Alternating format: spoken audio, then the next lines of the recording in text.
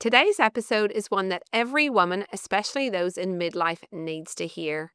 I'm thrilled to be joined by two remarkable guests. Dr. Avrum Bluming, a medical oncologist with over 4 decades of experience treating breast cancer, and Dr. Carol Tavris, a renowned social psychologist and author known for her work in critical thinking and gender studies.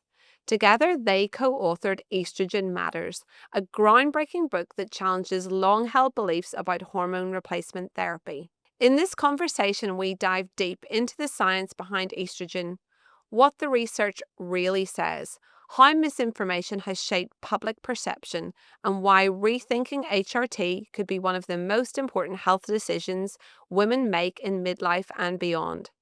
If you've ever felt confused, cautious, or even scared about hormones, this episode is for you.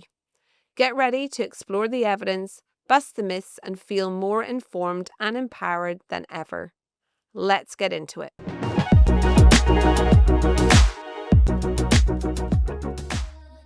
So, welcome to the podcast, Carol and Avrum. I'm definitely having a bit of a fangirl moment.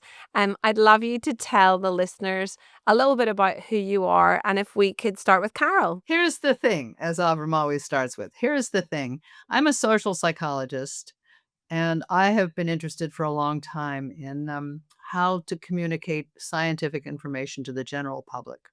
In psychology, that's a real challenge because there's so much silly psychology that's not very well founded in science.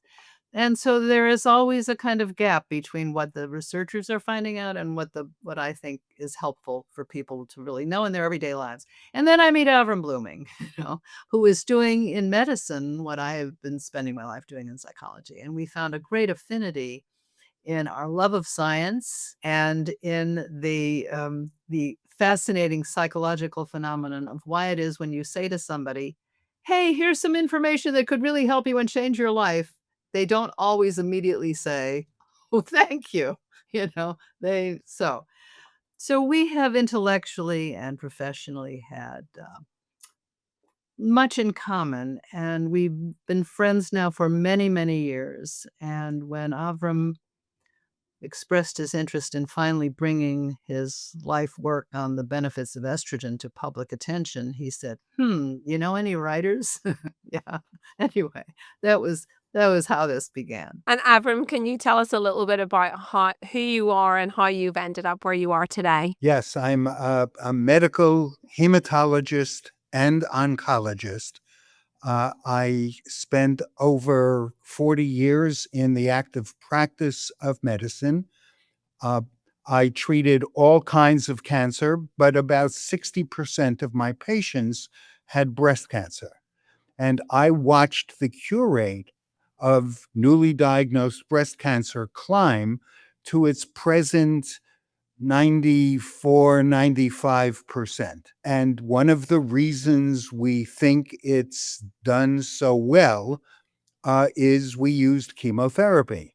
And I used chemotherapy on women in their 40s and early 50s, and I induced menopause in them.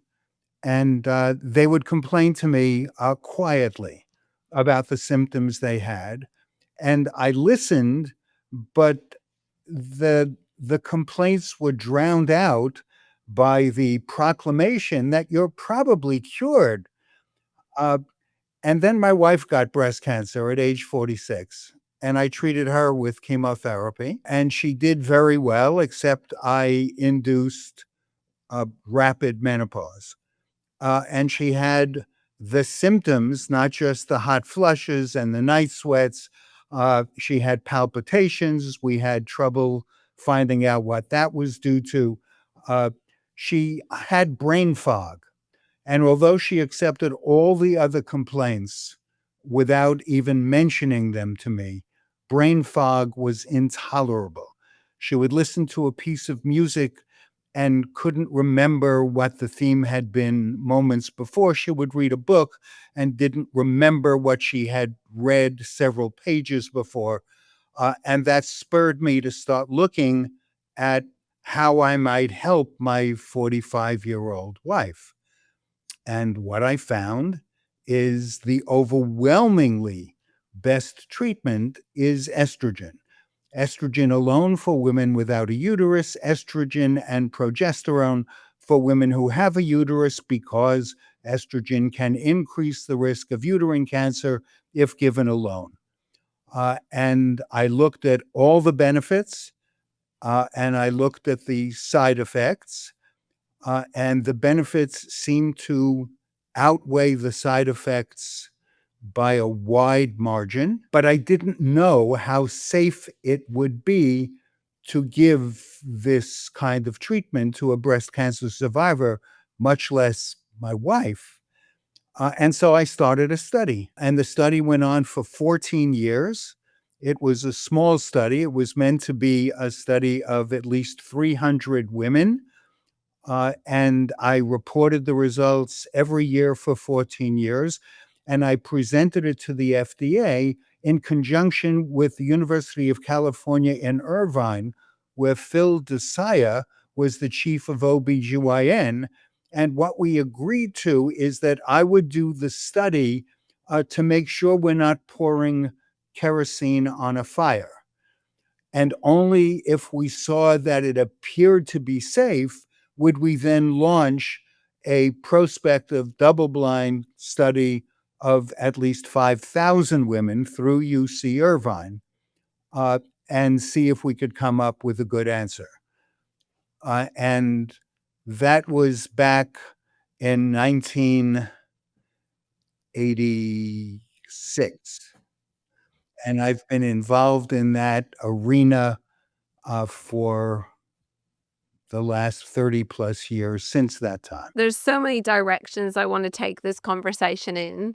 I think one of the points that I think is interesting is how you felt towards your patients who were complaining of menopause symptoms, who had just been cured of their breast cancer. And I do get a lot of patients who've had breast cancer, and I know people in my own life as well who definitely have that feeling like when you've had a cancer diagnosis, you're sort of supposed to be so grateful that you're alive that you're not allowed to complain about anything else. And I've even had a couple of patients say to me that their menopause symptoms are so horrible that they would actually rather go through breast cancer treatment again and absolutely, in their words, take their chances.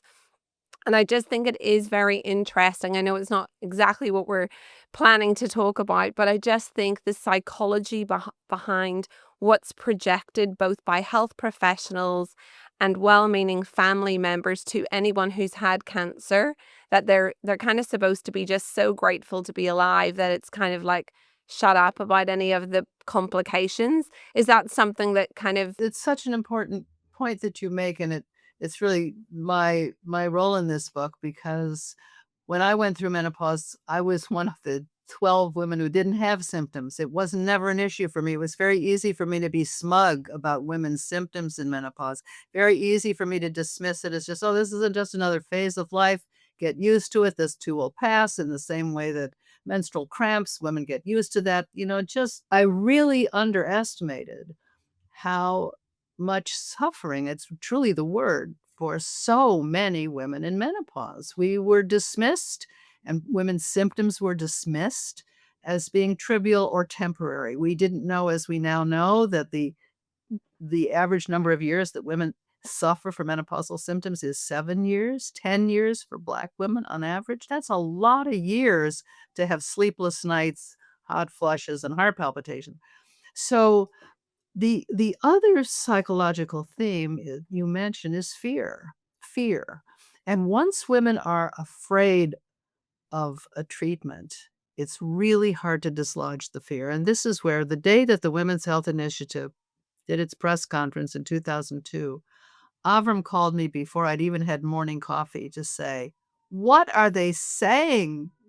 Hormone therapy is dangerous." And so from there, ever since then, Avrum's challenge and campaign has been to report the research evidence about estrogen and to allay women's fear. Avrum, whenever you heard that press conference that morning in 2002, I think it was, given that you had been running your own trials, like, were you just shocked to the core as that what they were saying was just not in keeping with what you had seen? Yes, I was shocked. I had, before starting my study, over 30 years of experience that I had researched. I'd written papers about it, published it in peer-reviewed medical journals, and was surprised first by the release by press conference a week before it appeared in the Journal of the American Medical Association.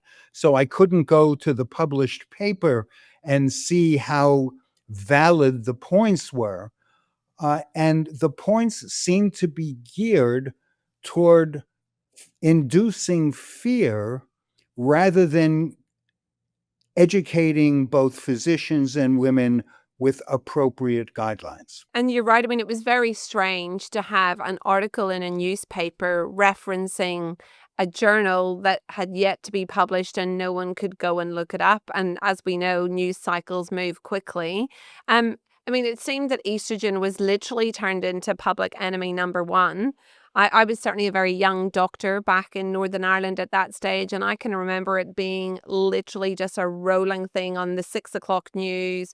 Everyone was talking about it. We were told to stop everyone's HRT, that our medical indemnity insurance wouldn't insure us anymore. I mean, who benefited from this fear? Oh, that you're going to circle back to that question because Carol and I don't have a simple answer to that question. But let me just review what you just said. What that initial press conference said is that hormone replacement therapy increased the risk of heart attacks, stroke, and breast cancer. And now, 23 years later, we now know that when given to women between the ages of 45 and 60, or somewhere within 10 years of the last menstrual period, it decreases the risk of heart attacks. It decreases the risk of death. Estrogen alone decreases the risk of breast cancer and decreases death from breast cancer. And in spite of those data, women are still seeing this red flag warning that Carol and I continue to battle against. The black box warning on every estrogen product, as you know, says danger warning, horrible things, dementia, death, you'll get fat. I mean, these horrible warnings, serious warnings, they're very alarming, even on vaginal estrogen tablets. In all of these cases, the Women's Health Initiative itself has walked back almost every single one of its earlier scare stories. Far from not being helpful to women's menopausal symptoms, it's the best thing for hot flushes and vasomotor symptoms. Far from causing an increase in mortality, it reduces mortality rates. I mean, all of the benefits they've been clear to say, except that, and this is what Avrum and I remain baffled by, they continue to have in every paper a little thing that says, oh, and by the way, it increases the risk of breast cancer. It's like, we cannot just tell you this is the good news here. Pay attention to the good news, the important news for your health. We have to also scare you. They've even said in personal exchanges with us, do you think that we don't think that the benefits outweigh any risks? Of course, we think the benefits outweigh any risks, but we have to warn you about breast cancer.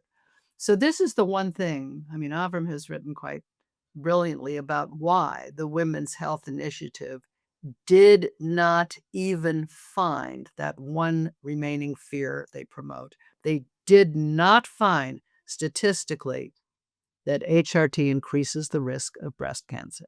On Sunday morning, when I was out walking at Terrigal Beach, which is a local beach, I kept crossing paths with a number of women who all had vests on, just like me, weighted vests. And we all gave each other a bit of a knowing look, because these have become very, very popular in peri and postmenopausal women. You might not know what rucking is, but basically what it is walking with either a weighted vest or a weighted rucksack. I personally opt for the weighted vest because I find it very, very comfortable and very, very quick to put on. So for peri and postmenopausal women, there are definitely a number of health benefits that you can gain from walking with extra weight. One of the health concerns that many women have at this stage of life is developing heart disease. And unfortunately, we know in the postmenopause, the rates of heart disease for women really start to accelerate. So why might rucking or walking with weight change that? Well, basically, whenever you're walking with additional weight, it increases your heart rate more, and it basically makes your heart exercise a little bit harder. So hopefully making your heart a lot more healthy. So that's one of the benefits of rucking in comparison to standard walking. So if you're intrigued and ready to start rucking, my recommendation would be that you start low and go slow. So start by choosing a weight that is 5 to 10% of your body weight at maximum, and take it slowly. Go for maybe a 10 to 20 minute walk at first. Don't decide to go on a 5-hour hike the first time you strap on your weighted vest. So we've been chatting to our friends at RUKSAK, and I've got a special discount code for you. So if you go to their website, which is www.ruksak.com, so RUKSAK.com, and use the code Shauna15, so that's SHAUNA 15, you're going to get a 15% discount. So whether you decide to go for a vest or whether you decide to go for one of their backpacks, either way, you're going to get 15% off. Now let's get back into the episode. What's went so wrong, and why do so many doctors and professionals still continue to parrot this, this statistic out, and to say, the HRT for the smallest dose at the shortest possible amount of time? I mean, I was certainly told that personally, even in my 30s, that, I could take HRT if I really needed to, and only if the hot flashes were too bad, but to try my best to do without it. And if I needed it, I would take it for the shortest possible, I should take it for the shortest possible time at the lowest possible dose, which is clearly, I believe, not entirely wrong, but I have to say still a very high proportion of very intelligent colleagues still seem to believe this. And it's like estrogen has got this reputation that it seems unable to shake off. Let's talk about what we know. People think that estrogen causes breast cancer. I don't know if estrogen causes breast cancer, but the Women's Health Initiative not only did not show that it causes breast cancer, they showed that women in their randomized trial who got estrogen alone had, as I mentioned, a 24% reduced risk of breast cancer developing and a 40% reduced risk of dying of breast cancer. And so what they've implicated now is, well, since it's the combination of estrogen and progesterone that, according to the Women's Health Initiative, caused this increased risk. And by the way, the increased risk was 1 in 1,000 women taking it would develop non-life-threatening breast cancer, which would not kill them. Even that, we challenge, we think that's a misinterpretation. But it's important to recognize that statistics are known to help differentiate something big from something small. Statistics do not help differentiate something small from nothing. And it's important to keep that in mind.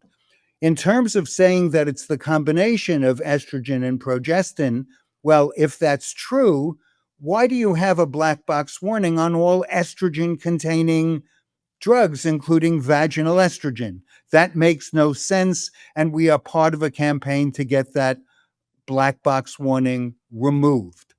But more than that, the Women's Health Initiative found that women who were given hormones, even the combination, around the time that they reach menopause, which is the overwhelming majority of women who get it do not have an increased risk of breast cancer. Really? You don't see that in the news, but that's what they found. In addition, the thought that progesterone increases the risk of breast cancer, the truth is, I don't know, but neither does the Women Health Initiative. Progesterone, before we had treatment for breast cancer, was used to treat breast cancer, and it's as effective in shrinking measurable breast cancer as is tamoxifen, but it caused fluid retention, which is why tamoxifen won out and got the majority of the market. Women who give birth before the age of 20, and Carol and I do not recommend that for most people, but if they do, it decreases their risk of developing breast cancer by 70%. So people who talk about, well, lifetime exposure to hormones is really a risk factor for estrogen, that's simply not true if you look at all the data. And I can't let what you said go without at least commenting.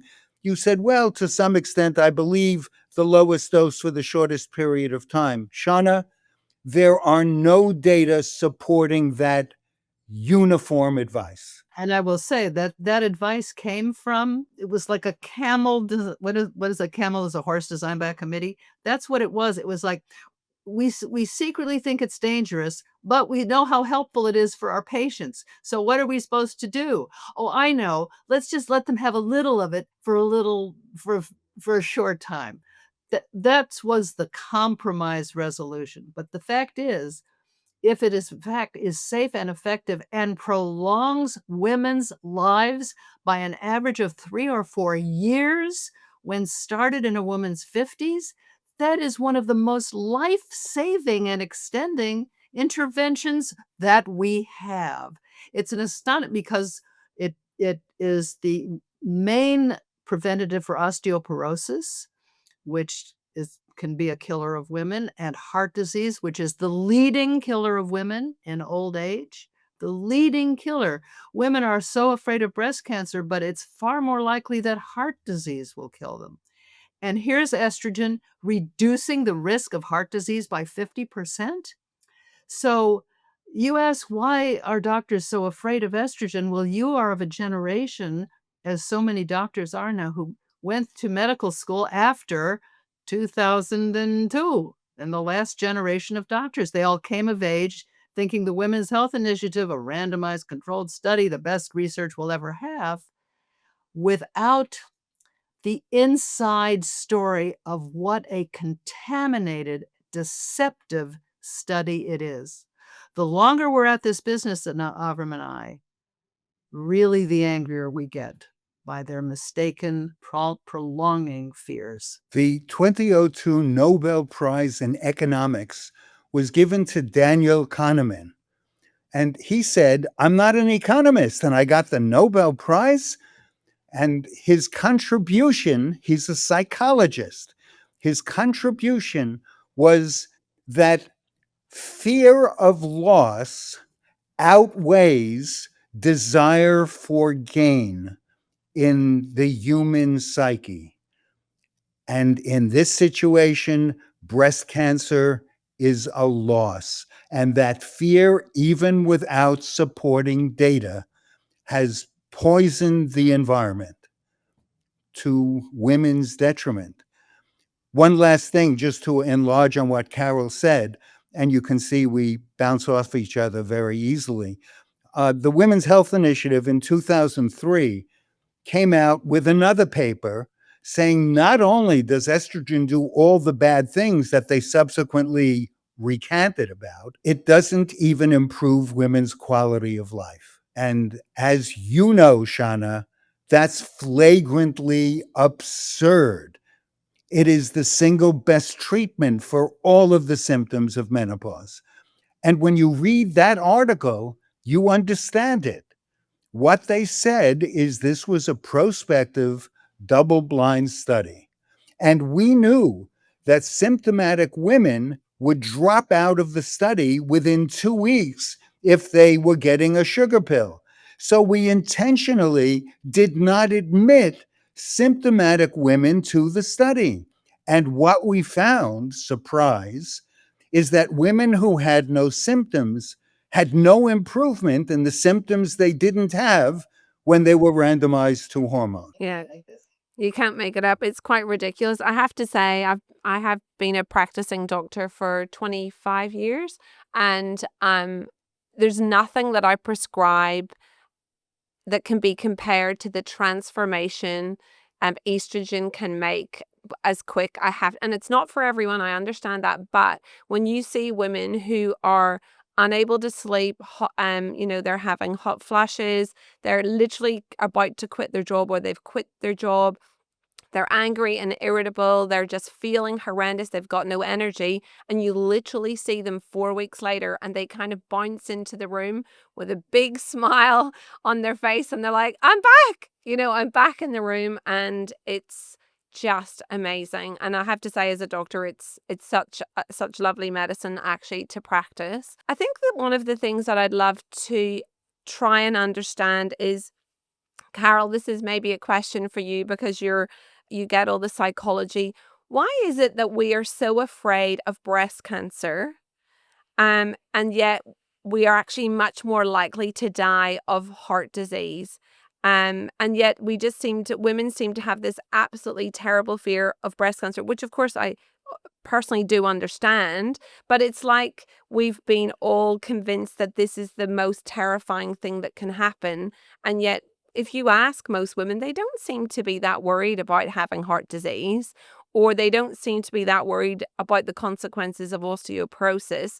And it's like, what have we done wrong as a medical community that women actually don't really know this information, or what's going on there? Well, I think that there are several answers to it. One is that breast cancer is far more salient in women's lives and images. That is, we call this the availability heuristic in psychology. If something is immediately visualizable to you, it's more real to you than a remote thing.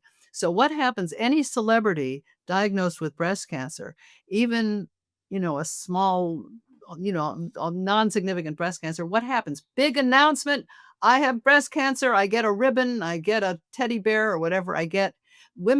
Celebrities come out and talk about how brave they are to admit they have breast cancer. And the notion that it is a terrifically brave thing to do because it's a death sentence. The rest of the implication is I'm announcing this because even though I now am living under a death sentence, I'm going to fight and survive this. So the general information, Avrum said at the beginning, when he was starting out, almost all of his patients died of breast cancer. Now it is truly 94, 95% of women will survive a diagnosis of breast cancer. That is an astonishing transformation.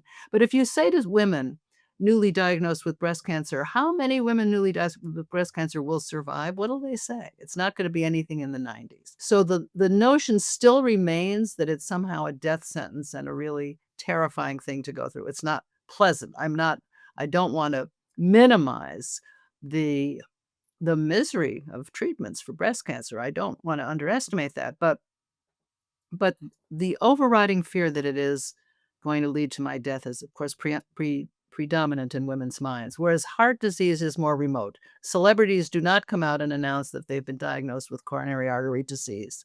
And in obituaries, you rarely learn this about a celebrity who's died of heart disease. So that is, I think that is one thing. And, any aspect of our bodies that is central to our identities as women, femininity, sexuality, this, of course, has a special salience, as prostate cancer would be for men, testicular cancer for men. When I talk to women, the answer to what Carol just said that I often hear is, well, old people die of heart disease and young people die of breast cancer, and I'd rather die when I'm old than die when I'm young. Well, in fact, in every decade after age 40, the number of women who die of heart disease is greater than the number of women who die of breast cancer. And the difference expands with each successive decade, so that over the totality of women's expected lifespan, the uh, death from heart disease is 7 times as common as death from breast cancer. And the leading cause of death in breast cancer patients is heart disease, not breast cancer. And as Carol already said, estrogen decreases the risk of significant heart disease by 50%. In 1991, Lee Goldman, who was then at Harvard and subsequently became the dean of Columbia Medical School, wrote an editorial in the New England Journal of Medicine that was titled Uncertainty About Postmenopausal Estrogen, Time for Action, Not Debate. That was 34 years ago. Exactly. This raises a really interesting question.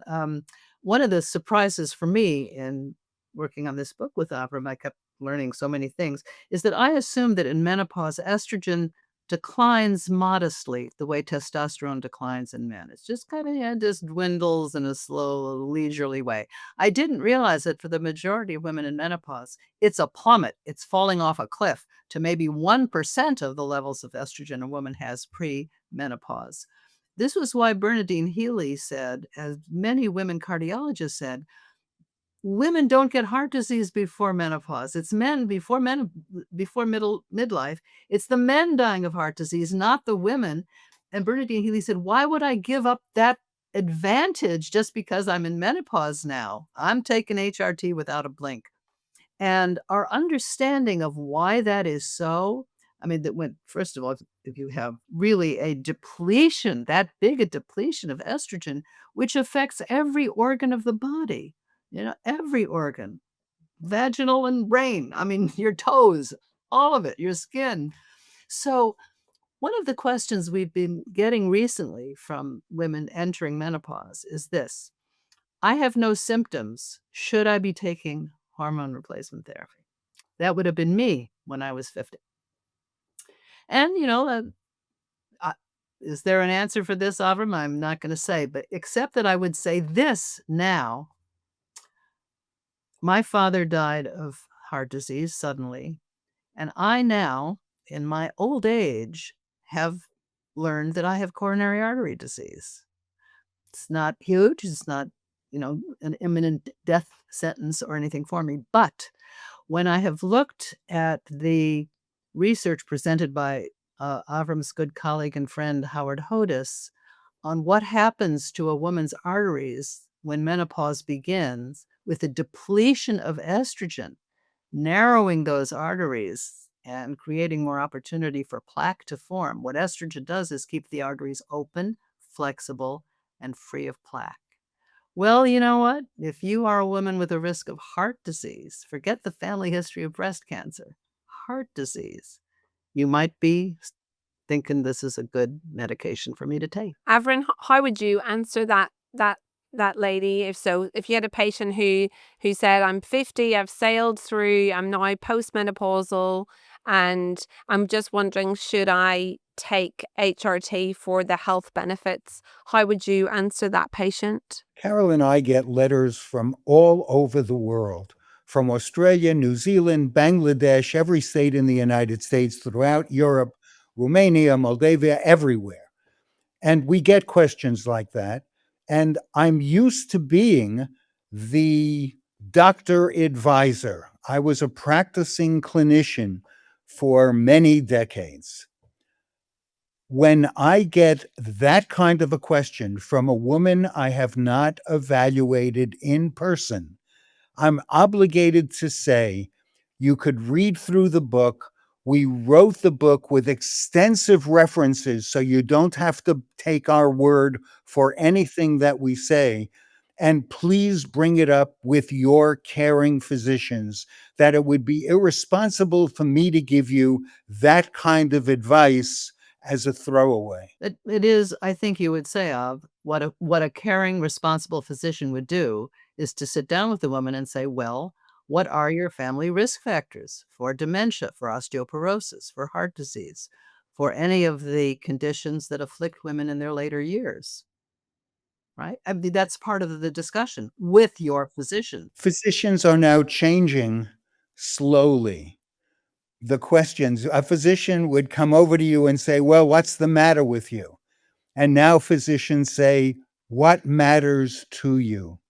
Which is a much more partnership inducing question. Avram, obviously, you have a very long and extensive history working with breast cancer patients and obviously your own family.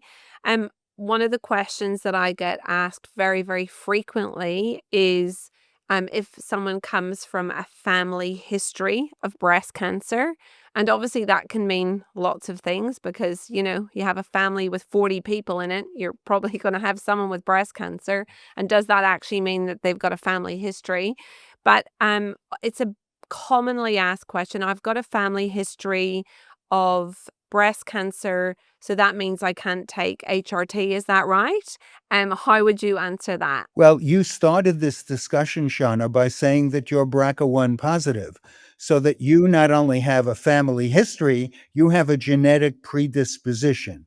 And as I'm sure you're aware, there have been studies now showing that when prophylactic oophorectomies, removal of the ovaries, are done on BRCA1 patients, their risk of developing breast cancer falls by at least 50%. And that's been used to say, well, the ovaries make estrogen. Of course, you're eliminating estrogen. But when those same women are put on replacement estrogen, that fall in risk by 50% is untouched. It stays as a fall in risk by 50%. And we know even from the Women's Health Initiative that women who were randomized to estrogen alone had a 24% decreased risk of developing breast cancer, and even more importantly, a 40% decreased risk of dying of breast cancer. And so I don't see family history as an absolute contraindication. I think it should be part of the discussion with your treating physicians.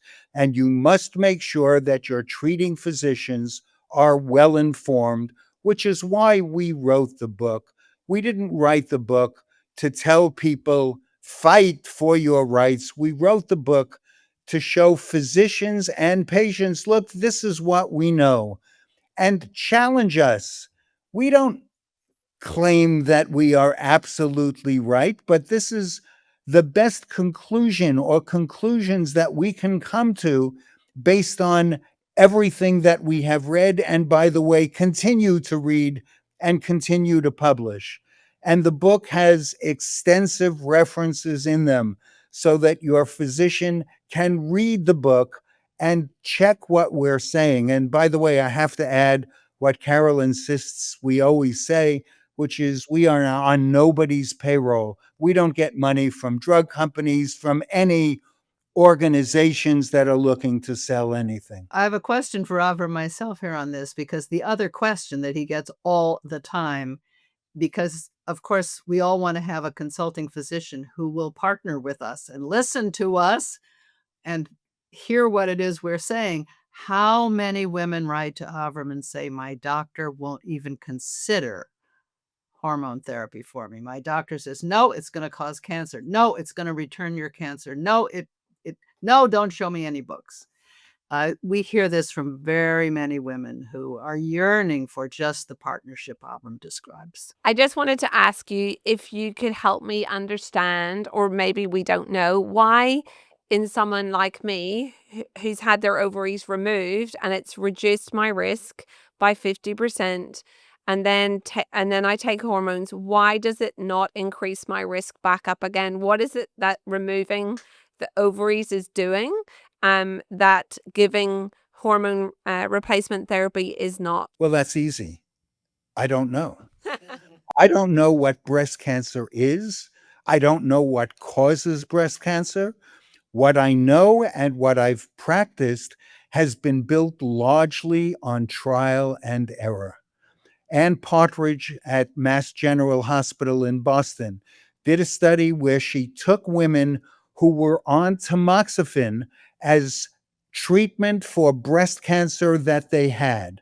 And they were complaining of symptoms, but more than that, these were young women who wanted children.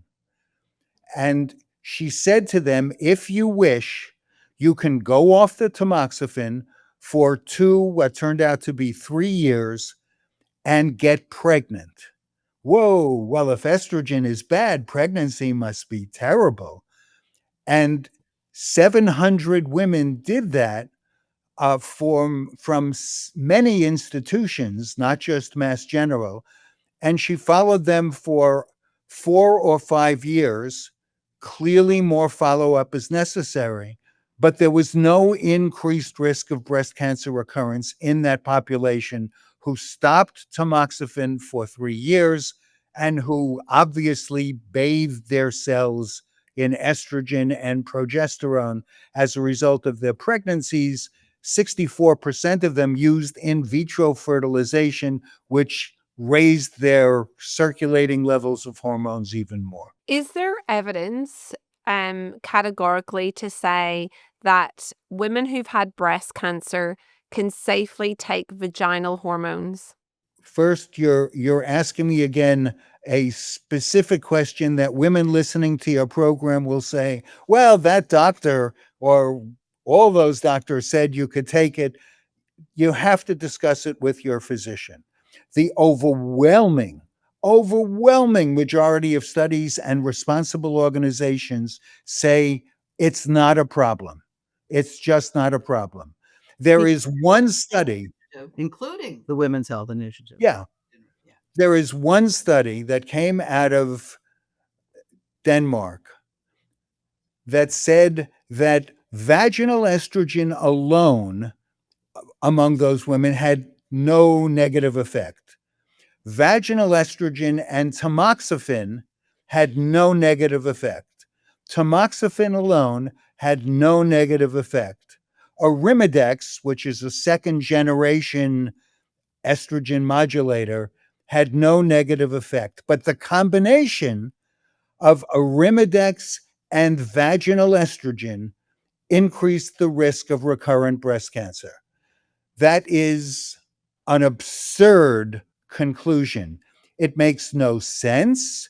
It is not verified by a much larger study that was also produced in Scandinavia, and it was based largely on retrospective analysis, which is not a recommended way of developing scientific information. It's a good way of developing a hypothesis that you might want to check in a prospective study, but it's not a reliable way of getting a conclusion.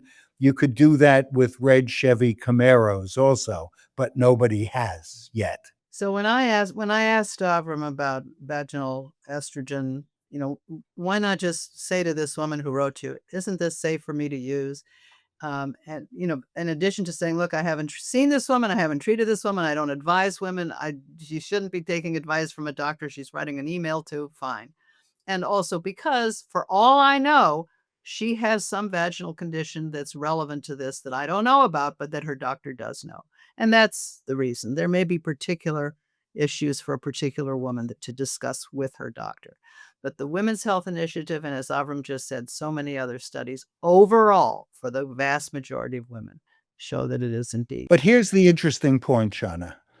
People who argue that vaginal estrogen is safe say, well, why don't you use this form of vaginal estrogen because there's no absorption into the bloodstream?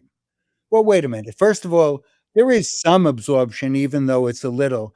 But I've said at least 3 times so far that estrogen alone, given as a pill or a patch, so that you have relatively higher levels of estrogen, decreases the risk of breast cancer. Why are you worrying about minuscule absorption from a vaginal suppository? It is It makes no sense. When I attended the International Menopause Symposium or the World Congress just last year for menopause, there seemed to be, a lot of presentations that would talk about various things, and they always concluded with, but we need more studies and we need randomized control trials. And I have to say, lots of doctors who I was there with, we all kind of left. Some of the information was fantastic, but we definitely left a little frustrated because we were like, well, when are all these randomized controlled trials going to happen? And what are we supposed to be doing in the meantime? Like, we can't press pause and say, sorry, everybody, we're just going to press pause for 20 years while we do another randomized controlled trial. And so it feels like in medicine, we've so put the randomized controlled trial on a pedestal.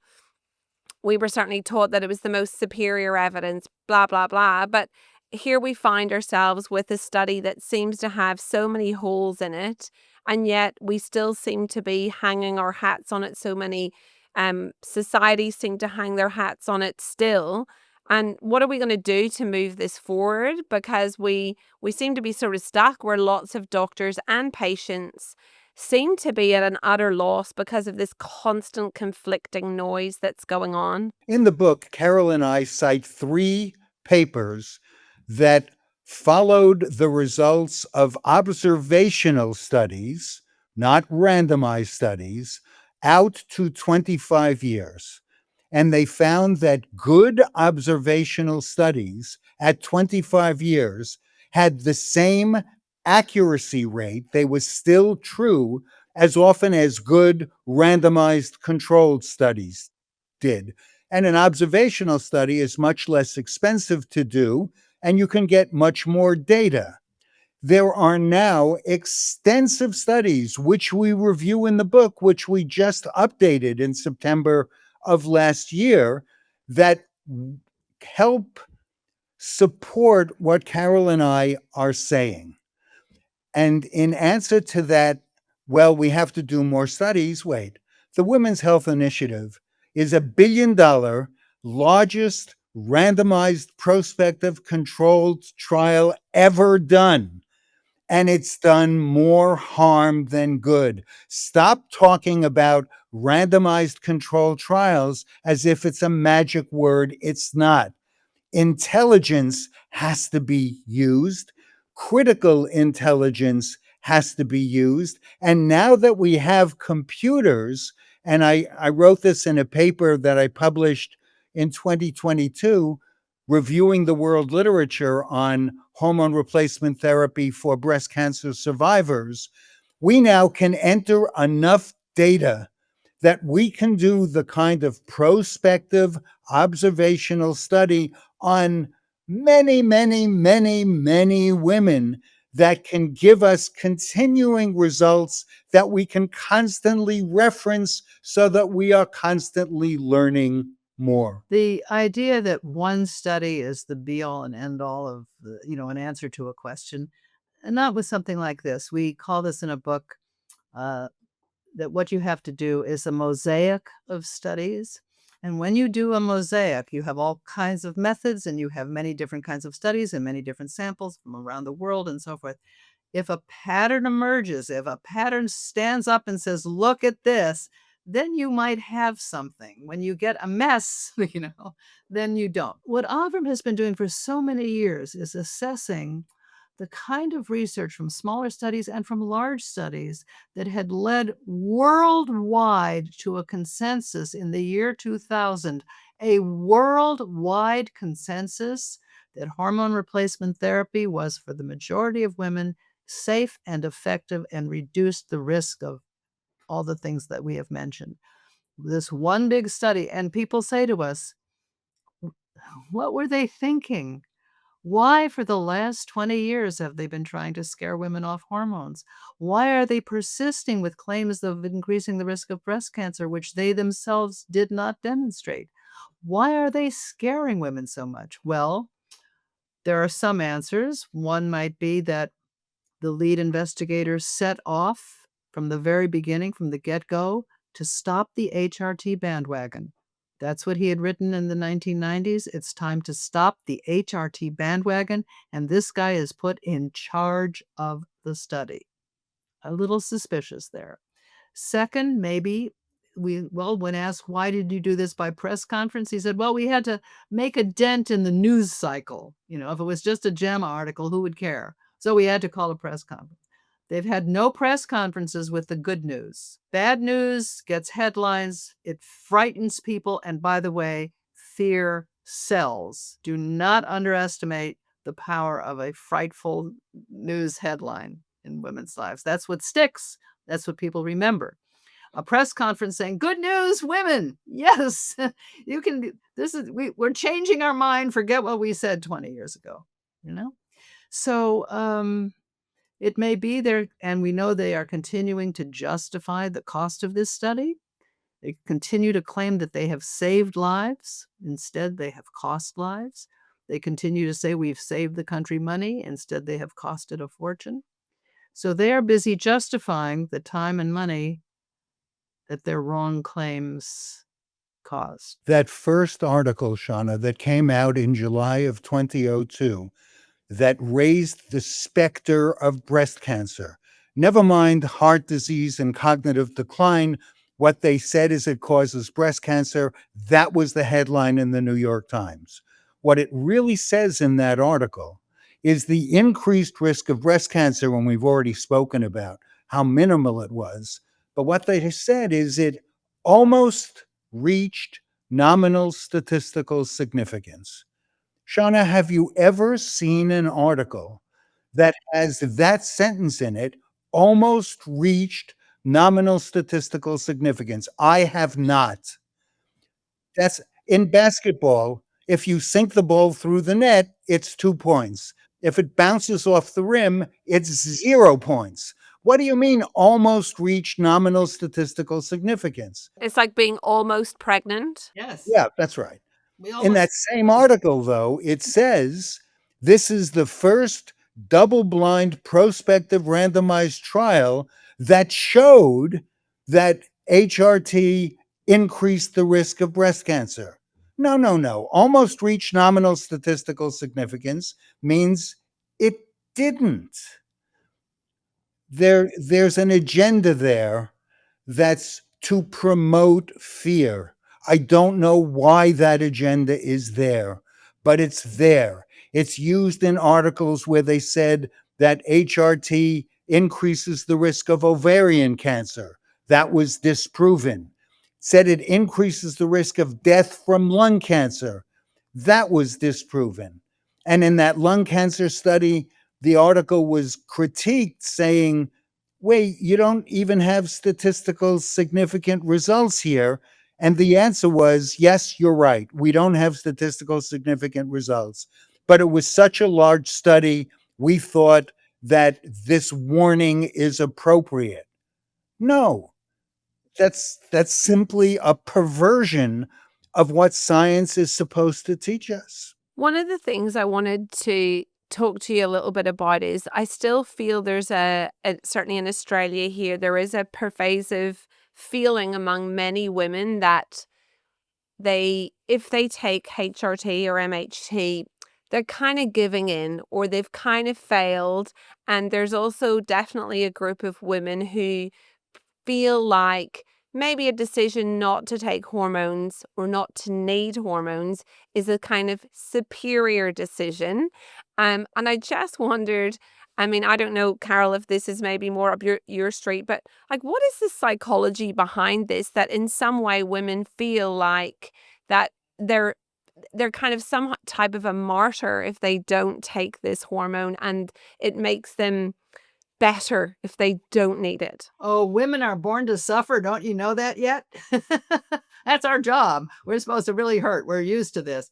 Please. Well, but this is very true because there's certainly a strain of in feminist psychology. First of all, an aversion to the pharmaceutical industry, an aversion to the use of any medication for lifestyle issues. It's just a kind of an anti-big pharma movement, and often, frankly, for very good reason. So that's been one stream in feminist analysis, which is that it's somehow better for women to avoid all pharmaceuticals and so forth. But I felt that way too for myself for a long time. This is just another change. We'll get through this. But I think one answer to this is if your thyroid was not producing the hormone that it needed, what do you take? Synthroid. You take the hormone that is necessary to function in a healthy way. That's why that information about the plummet of estrogen, not a tiny decrease, but a real drop to a percentage of what it was before, indicates to me that replacement. See, many feminists hated the word hormone replacement therapy. What replacing? My body is a petrol tank, I'm just fill me up with what um so but in fact it is replacement. For many women it really is replacing a hormone that is necessary to the healthy functioning of every aspect of our bodies. And I think when you see it that way, it becomes not a capitulation to big pharma or capitulation to the vagaries of life, but the very thing that kept women healthy before menopause is the very thing that can keep us healthy long after menopause. I think erectile dysfunction is a significant problem. I don't think it's as bad as the 22 life-altering symptoms that come with estrogen deficiency in perimenopausal women. But we have low T as a real problem that is treated with testosterone, which has the same relationship to prostate cancer, which is as common among men as breast cancer is among women. And yet, low T is treated with testosterone that you can buy in local grocery stores here. And men, if you want to really be a man, you take the testosterone. What a difference in psychology. That's right. And it's not good for women. Avrum, what about the women who say, well, menopause is natural, so is this not what was intended? And I have to say, I don't agree with that. But what about, it's a lot of people will say that, is menopause not something that we're supposed to go through? Is there some type of survival benefit that we receive from going through this transition? I have to be, that's a very, very important question. Barbara Sherwin, who studied the benefits of estrogen on brain function, on cognition, on not forgetting. Okay. She had studied this. She said, women say to me, it's not natural to be taking hormones. She said, what's not natural is living 30 years after menopause. And if I have to live 30 years with my cognitive decline happening, then I'm taking estrogen. That's the naturalness thing is a sweet, but I think kind of spurious concern, because is it natural to develop dementia? Is it natural to develop osteoporosis? Is it natural to die of occluded arteries that could be prevented? Natural? Even the Women's Health Initiative now says that women who were randomized to hormones lived longer. Their risk of death was less, not just of breast cancer, but of all things, compared to women who weren't randomized to hormones. Death is natural, but we try to put it off as long as we can. We want to live as long as we can and as well as we can.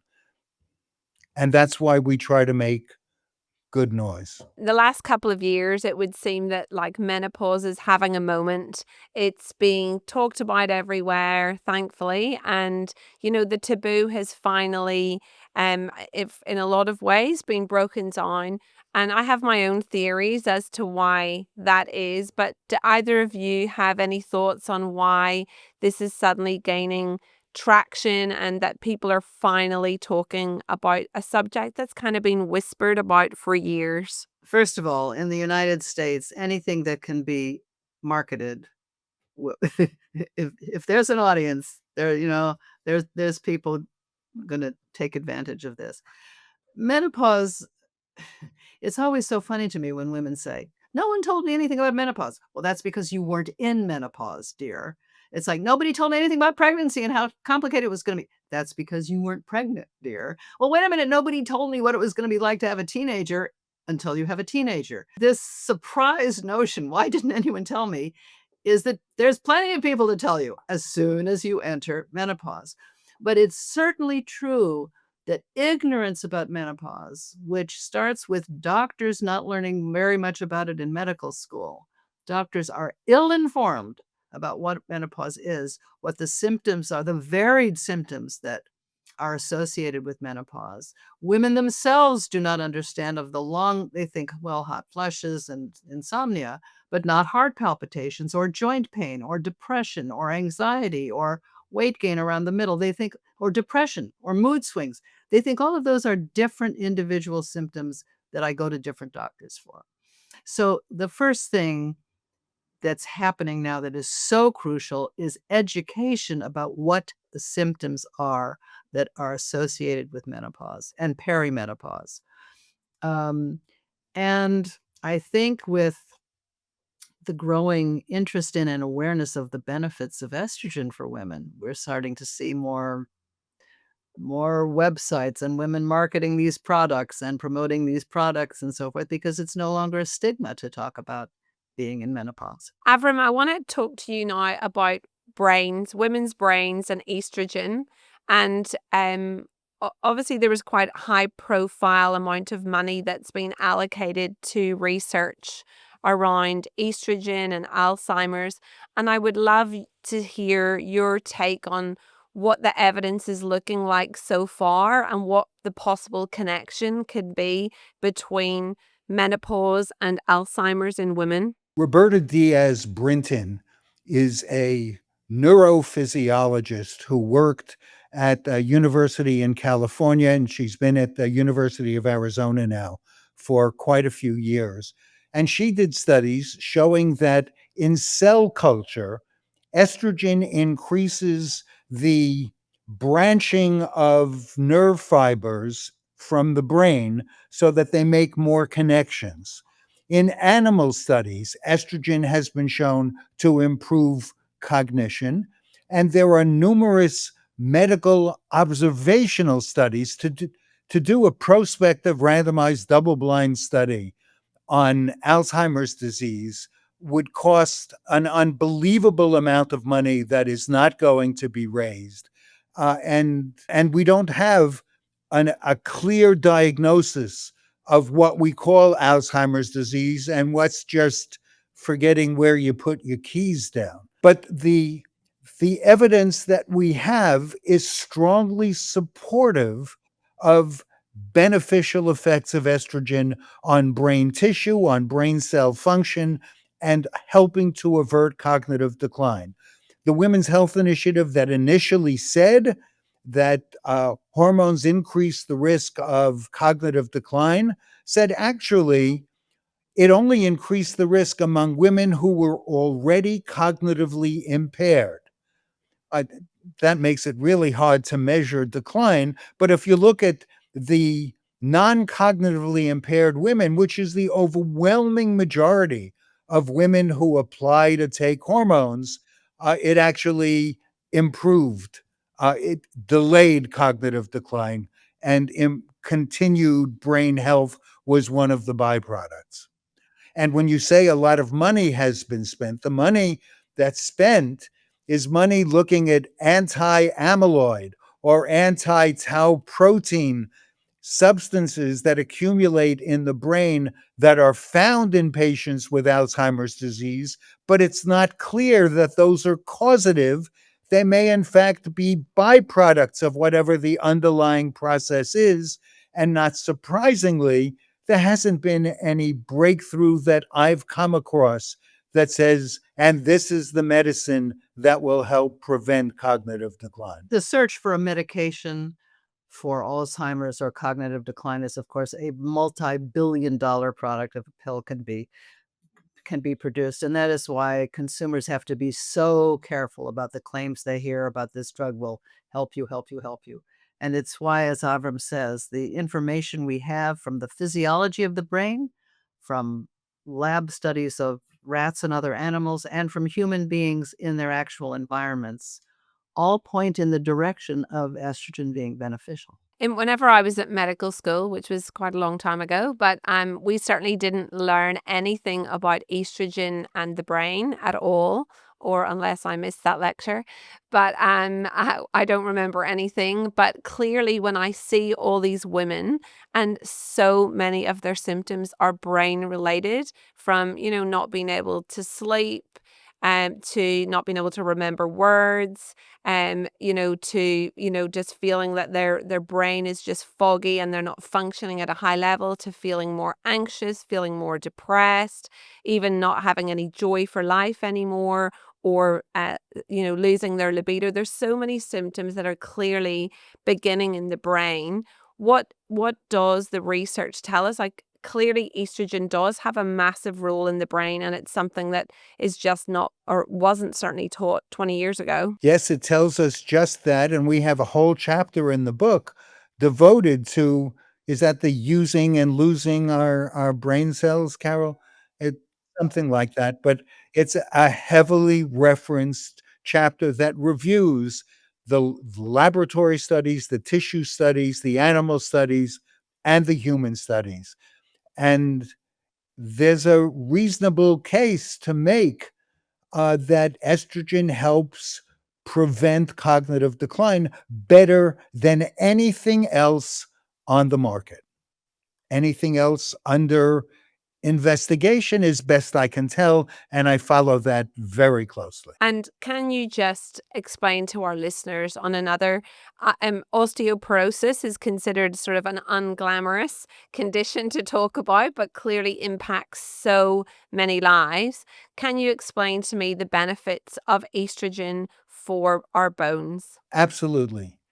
The The young bones don't break as often as the old bones because the collagen fibers within the bone, this isn't the calcium or the phosphorus, this is the infrastructure that undergirds the bone, is distensible so that they can bend without snapping. As we get older, those fibers become thinner, more fragile, and they snap easier.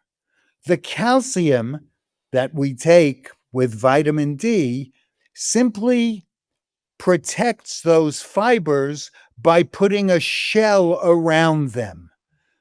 In a woman who isn't making estrogen, calcium and vitamin D does not prevent hip fracture, which is responsible, at least in the United States, and I assume in Australia and Ireland, for almost as many deaths as breast cancer. Within 1 year of a hip fracture, about 21% of women will die, and it's not as a result of some underlying disease that caused the bone fracture. It's associated with disability and progressive weakness, and estrogen helps prolong the distensible lifespan of the collagen fibers in bone. For that reason, bone mineral density, which is done around the world to screen for osteoporosis, is a very poor test and a very poor predictor for significant bone fracture. We use it because there's nothing else, but that's like looking for your keys under the lamppost, even though you dropped them halfway down the block. It's not the best test. And I've asked many clinicians, we can test bridges to see how much they can bend before they break. Why can't we do that on bones without breaking them? And I've never gotten a satisfactory answer. The problem, and osteoporosis is a very good example of this, estrogen is the single best preventive medicine for preventing bone fracture. Better than Zometa, better than Prolia. It's better than all of them, and we review all of them in the book. But once you stop estrogen, the benefit that your bone has rapidly dissipates. So within 5 or 6 years of stopping estrogen, your bones are as fragile as they would have been had you never taken estrogen, which is an answer to a question that you haven't asked yet, which is how long should you take hormones? And the answer is if you're talking about thyroid hormone, it should be for the rest of your life. And it should be the same with estrogen, although, as I said at the beginning, that's not a blanket statement and it has to be reviewed by your doctor. But taking the lowest dose for the shortest period of time makes no sense based on available data or even thinking what you might be doing. Avram, if we go to the other extreme, so I agree, with everything you've said. What about women who are being told that they're perimenopausal and it's too soon, they're too young to be given menopausal hormone therapy? What does the evidence say about giving this group supplementary estrogen? Well, first, I know of no downside for doing that. Usually, what perimenopausal or premenopausal women take when they're taking contraceptive hormones is a higher dose of these hormones than they get in menopause. So it's not an age-related thing. And I think the problem that Carol alluded to near the beginning is that the education about menopause in medical training is seriously lacking. Less than 25% of OBGYN, obstetrics and gynecology fellowships, not internships, not residency, but fellowships, less than 25% of programs in the United States spend any time on menopause, and the ones that do often spend a few hours out of a several year fellowship. That has to change. Yeah, 100%. And on that point, why is no one obsessed about people who are on the contraceptive pill, as you say, that's a much higher dose of hormones? Why is no one That is ever natural. Is that I know. natural to be on But birth but no control? one seems to be very worried about that causing breast cancer, and people could be on that for 25 plus years. They might go on it as a teenager with acne. Is it interesting that no one has decided that that might be concerning if See, they're and that's the using the problem with same argument? an overgeneralization, Shauna. There are articles in the medical literature that say that oral contraceptives increase the risk of breast cancer. And they come up periodically, and they are usually headlined when they come up. It just hasn't held up. And so people say, oh, that again, give me a break. That's not impressive. But there are articles if you search for them. Obviously, Avram, you've been using hormones with women for years. What are the side effects? Obviously, with every pro, there's often a few cons. What are the side effects that women might have, that ultimately might make them decide that hormones aren't for them? What would be the commonest things that you've seen? Well, the one you hear about most is an increased risk of venous clots. Venous clots. Clots in veins are different than clots in arteries. Clots in arteries can block an artery going to the brain or the heart and cause a stroke or a heart attack. So, first, I'm talking primarily about clots in veins. And that used to be seen commonly among women on oral contraceptives when there was a higher dose of estrogen with or without progestin in those pills. Now, lower doses are used. That doesn't appear to be a major problem. And when the estrogen is delivered by patch instead of by pill, that increased risk, which is very small. I don't want to give a number because I don't have it at my fingertips, but it's very small. But with the patch, that doesn't seem to be an increased risk at all. The next issue that we have to talk about, however, is what about clots in arteries? That's of much more concern than clots in veins. As we get older, as Carol mentioned, our arteries get narrower. We have in our blood circulation small structures called platelets, which circulate in the bloodstream in all of us. And platelets help stop a cut. If you cut your hand or your finger, platelets are drawn to that site and they form what is called a platelet plug, which is the first step in preventing the bleeding. Well, estrogen can increase platelet clumping. In healthy arteries, that doesn't appear to be a problem. But in already narrowed arteries, if you get a small platelet clump, it might further compromise circulation through an already narrowed artery and might increase the risk of a stroke or a heart attack, which could be catastrophic. That increased risk, according to the WHI, was seen, and again, it's very small, but it's potentially catastrophic, within 1 year of starting the hormones. And it doesn't appear to be an increased risk after that 1 year. And you have to know that the median age of women in the Women's Health Initiative was 63, not 50, and 50% of them were overweight. A significant proportion of them were obese. Over 40% were smokers. They weren't the typical healthy population that we see. But that's a concern. So when women say, well, can I start hormones even though I'm 75? Well, I can't tell you that in the abstract, but speak to your doctor, find out what matters to you, what concerns you, make sure your doctor is well informed, and work with the doctor or doctors to work out the best plan for you. Avrum, a point of clarification, because she asked what the risks are of beginning HRT. And so this risk of this clot, there's a difference between beginning HRT at the onset of menopause in your 50s and starting it later in your 60s. Isn't that when the risk increases, later in your 60s? Or is it the same risk when you're 51 or 47? I try to separate clots and veins from clots and arteries. The clots and arteries become a risk among older women, which is the group that was in the Women's Health Initiative.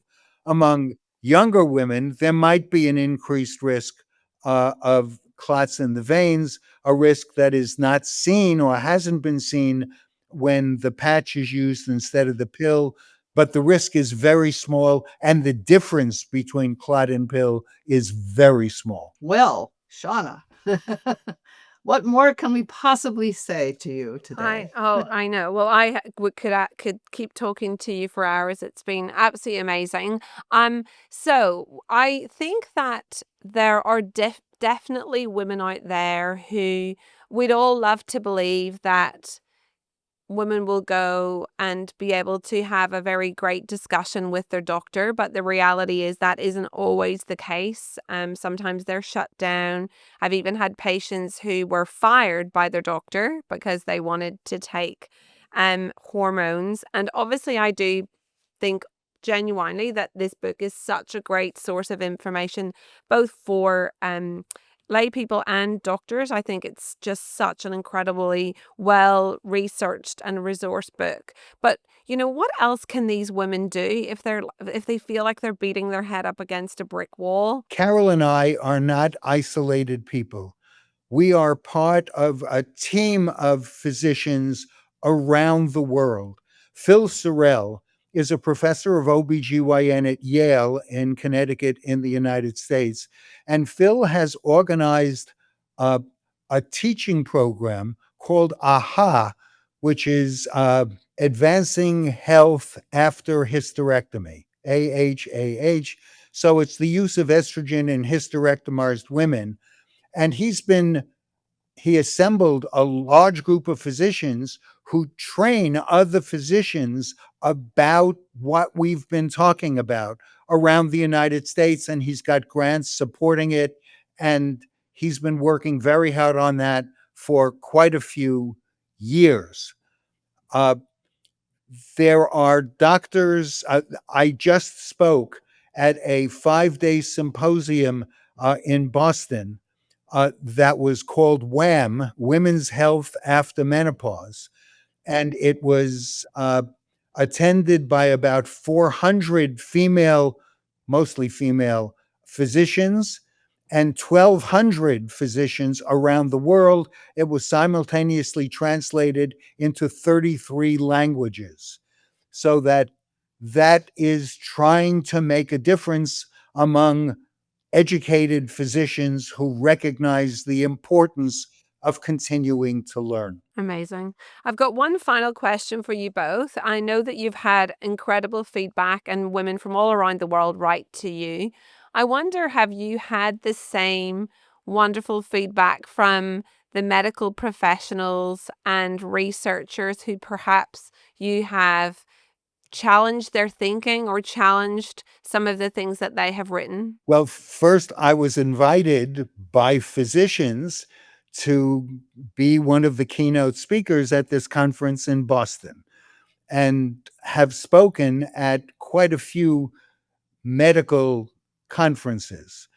However, we wrote an article, and if you read the article, you'll see that Carol isn't one of the listed authors, and that's because of Carol's modesty. Uh, my articles are often uh, intensively documented and boring, and Carol breathes life into them and makes you laugh at the same time that you learn.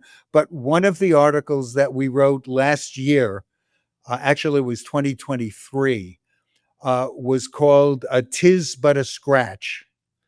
And the reason it was called "Tis But a Scratch" is I thought incorrectly that this was a quote from Shakespeare, that in Romeo and Juliet, uh, there is an attack on Romeo by Tybalt, and Romeo's friend Mercutio stands between Romeo and Tybalt, and he fences with Tybalt, and he gets wounded. And Romeo says to him, "How are you?" And I thought he said, "'Tis but a scratch." He didn't. What he said is, I, 'tis not as deep as a well, nor as wide as a church door, but 'tis enough, 'twill serve. Ask for me tomorrow, and you shall find me a grave man. So Mercutio knew he was seriously wounded. And so we had to go to Monty Python. And Monty Python has a movie in which King Arthur comes to a bridge, and the bridge is guarded by a knight. And the knight says, "No one shall pass." And Arthur says, "Do you know who I am?" And the knight says, "No one shall pass." And they duel. And Arthur ends up cutting off both arms and both legs. And he says to the Black Knight, "Now, will you let us pass?" And the knight says, "'Tis but a scratch." Well, Carol and I have been criticizing the Women's Health Initiative findings just about since it was first published 23 years ago. And mostly we've been ignored. And Carol says, "Well, if somebody came over to you and wanted to convince you that the earth was flat, you wouldn't spend any time debating with them." And that's sort of the way we've been treated by some of them. That's changed. They are now responding to the articles that we are writing, together with Howard Hodis, Bob Langer, because they have to, because the articles are being circulated. They're not responding effectively. They're not saying straightforwardly a response to the challenges we are placing, but at least we're not being ignored. And that's a movement in the right direction. That the more the doctors are invested in their belief that estrogen is carcinogenic, the longer they've been practicing that way, the longer the depth of their feeling that way, the less likely they are to say, "Oh, thank you so much for this information. I'm going to change my practice at once." It means they have to learn more. They have to go back to the literature. They have to read our book or other books. They have to look at the science. And many doctors don't have the time, don't have the inclination, and believe in the righteousness of their point of view. That is why practice in medicine is often so slow to change. And especially, by the way, when it has to do with women's bodies in a world where the male body is the norm in medicine and women's bodies they're a little different. Are they the same guys or different? What's the deal?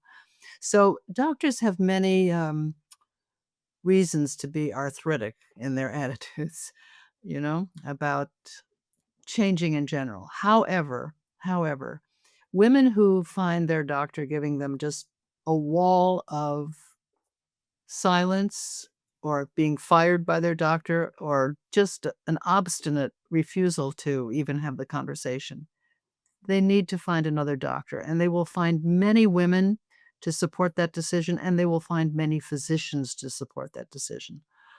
We get names of doctors willing to prescribe HRT, and we hear from them.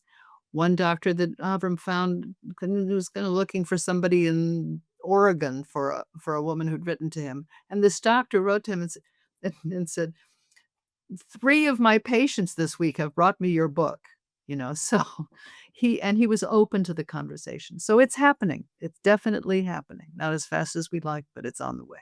The book that Carol wrote before she co-wrote my book, she wrote this book with Elliot Aronson, another social psychologist, is called Mistakes Were Made, But Not by Me.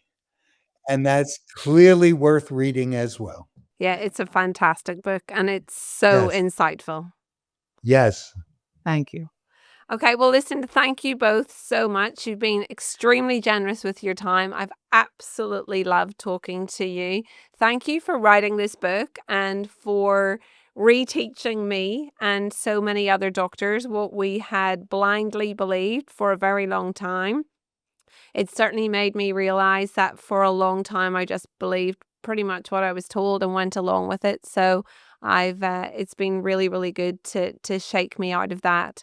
But I really appreciate that you guys have stuck your neck out, and you've probably had at times quite a lot of criticism and difficult conversations, and it's not easy.